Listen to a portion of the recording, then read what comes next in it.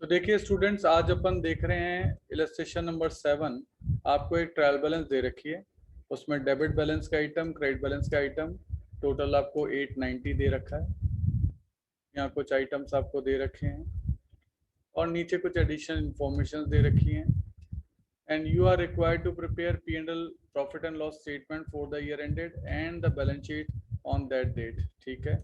Your answer to show detail notes, कुछ detail note मांगे हैं। वैसे तो डिटेल नोट बहुत सारे हो सकते हैं, पर इन्होंने केवल 3 पॉइंट पे ही मांगे हैं: share capital, reserve and surplus and fixed assets. Share capital के लिए इन्होंने ऑथराइज कैपिटल यहाँ भी दे रखी है।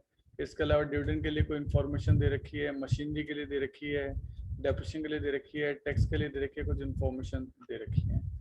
इसके अलावा यहाँ भी आप देखिए तो एंटिम डिविडेंड यहाँ दे रखा है, कॉर्पोरेट डिविडेंड यहाँ दे रखा है, कोई एक सस्पेंस अकाउंट और डाल रखा है इन्होंने यहाँ, प्रोविजन फॉर डेप्शन दे रखा है, P&L का ओपनिंग बैलेंस दे रखा है, जनरल दे रखा है, इक्विटी शेयर कैपिटल दे रखी है।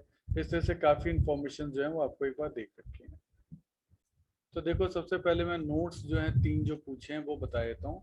एक तो है नोट नंबर 1 शेयर कैपिटल के लिए, ऑथराइज कैपिटल आपको जो है वो दे रखी है। और देन इशूड कैपिटल है। इशूड कैपिटल आपको जो शेयर है, कितने शेयर इशूड हैं, ये आपको ट्रायल बैलेंस के अंदर गिवन है। इक्विटी शेयर 10 रुपये का एक है और 150 करोड़ रुपए है।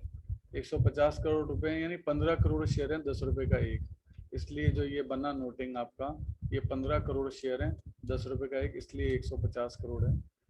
फिर आपका सिक्योरिटी प्रीमियम है, रिवैल्यूएशन रिजर्व है, जनजव है, प्रॉफिट फॉर द ईयर आपका कितना था। इसमें पहले का बैलेंस ब्रॉड फॉरवर्ड 837 तक ओपनिंग है, साल भर में कमाया 82। मैं आपको दिखाता हूँ, देखो साल भर में 82 कमाया, वो तो ये रहा। और जो ओपनिंग है वो आपको क्वेश्चन में दे रखा होगा, ये रहा balance of statement of P&L 37। ऐसे आपको एक एक इन्फॉर्मेशन खींच के निकालनी पड़ेगी, तब आपका काम इसके अंदर होगा। ये हो गया 119। अब इसमें से आपने डिविडेंड, एंटिम डिविडेंड और कॉर्पोरेट डिविडेंड डिस्ट्रीब्यूशन टैक्स पे किया है, तो 18 एंड 4 का ये मैं दिखाता हूँ। देखो आपको ये रहा 18 एंड 4, ये दोनों आपने डिविडेंड पे किए हैं। तो डिविडेंड पे किए तो डिविडेंड तो प्रॉफिट से ही पे किए होंगे, तो प्रॉफिट में से लेस हो जाएंगे, नेट अमाउंट आपका यहाँ आ जाएगा। बाकी चीज़ें आपको एज इट इज दे रखी हैं और ये आपका टोटल हो जाएगा।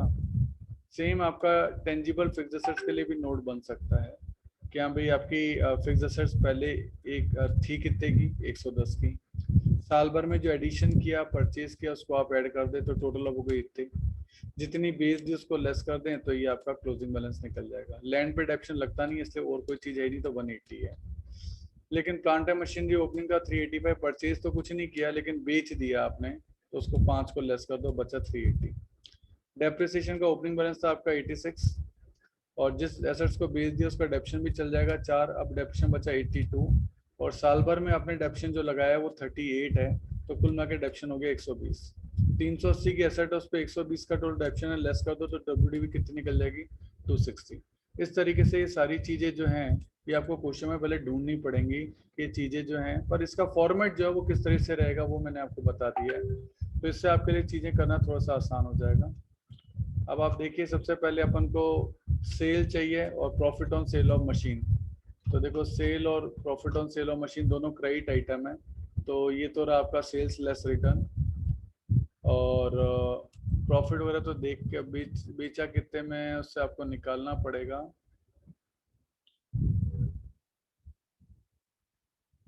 ये रहा कॉस्ट ऑफ मशीनरी सोल्ड है, उसकी कॉस्ट थी 5 करोड़, उस पर डेप्शन लग चुका है 4 करोड़ का।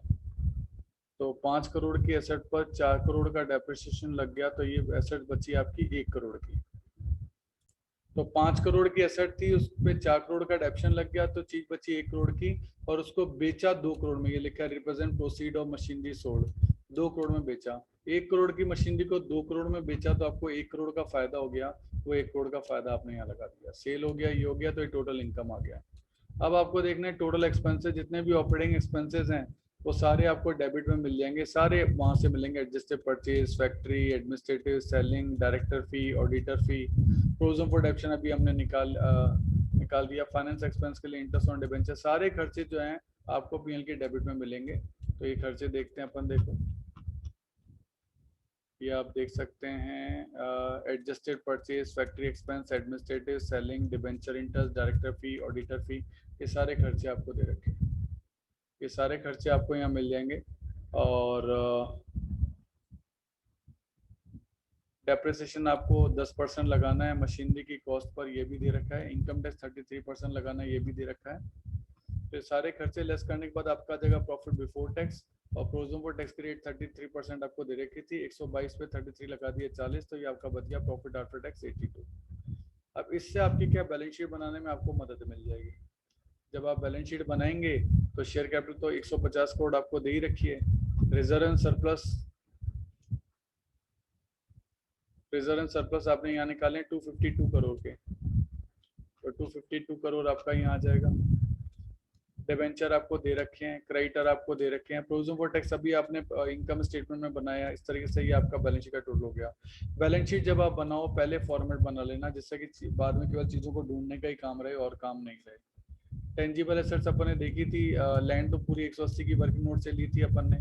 प्लांट एंड मशीन 380 की ली थी, उस पर 120 का डिडक्शन लग गया था, वो 260 की आई थी।